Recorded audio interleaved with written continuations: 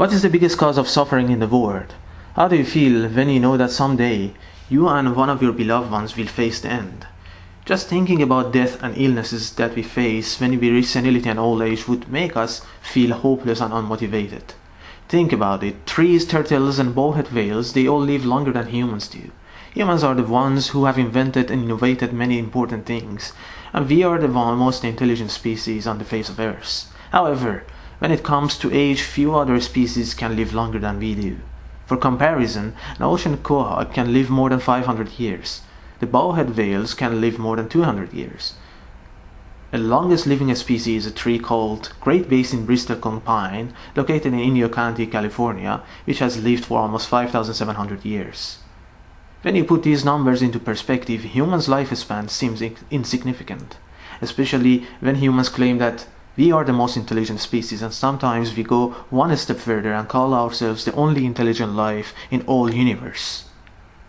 Living for 80 years on average is not fun. Take into consideration that from that average 80 years, we live approximately 20 years of its struggling and suffering from diseases such as cancer, Alzheimer, cardiovascular diseases, and more. We born, go to school, afterwards to university, and then we would find a job and work until we hit 60 years old. Then we would go into circle of diseases, in case if we have not yet infected with these diseases early and young age. Some people might argue that why should we live more? Why should we experience more? What is the point of it? The point is, if you live longer and in far future forever, then you will see and experience future innovations and progresses, and you will be able to explore space, which is vastly unknown to us humans. You will live alongside your family forever in complete health and prosperity, and will witness all of humanity's advancements. There are a couple of organizations in the world that have been working to extend human lives. The pioneering person who started to make this public is Aubrey de Grey. He is the biomedical gerontologist who initiated the idea and founded Sense Research Foundation. He works most specifically on humans' longevity. It means that he and his team research on making people live healthy and for as long as possible. He wants to make us humans healthful and devoid of any illness related to aging. Dr. Bill Andrews is another prominent individual in this field. He has an organization called Sierra Sciences. Aubrey and Bill are the forefront of fighting aging. The estimated time for the first trial on humans will be after 20 years. Many people might oppose to human longevity and immortality. These people usually come up with reasons regarding its morality and about overpopulation. They would argue that adding to human lifespan is against the nature and morals, because they think if we die at a certain age, hence we should leave it at that and do not interrupt the circle of life and death. However, they should be challenged about free will and suffering. Do they like to see their parents, family members, relatives and friends suffer from different illnesses, because defying and fighting the sickness would be against the nature and virtue?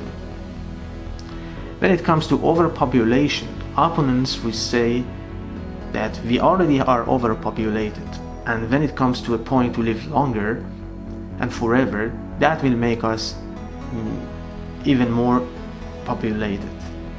How can we support and feed too many people on Earth? Longevity and immortality scientists do not see that coming, because increasing humans' lifespan would prevent people to be married and early, and people will postpone reproduction. Moreover, we have a plan to colonize Mars and later other planets. Therefore, the population will auto-spread into different planets in coming years. Do not forget that fighting aging do not prevent fatalities in accidents and other mishaps. Those will still be causing much death on Earth. Let's take a listen at what Aubrey de Grey says about this. I believe that sometime this century, probably between 20 and 30 years from now, we will see a dramatic and very sudden shift in how long people are going to live.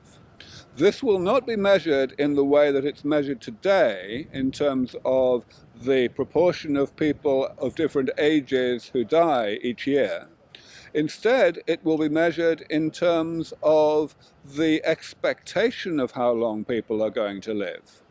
That change will happen because the proportion of people who die, who are at a given age, will be so low that it will become likely that most people who are alive will live longer than anyone has ever lived so far, which means that the normal actuarial calculations will no longer be possible.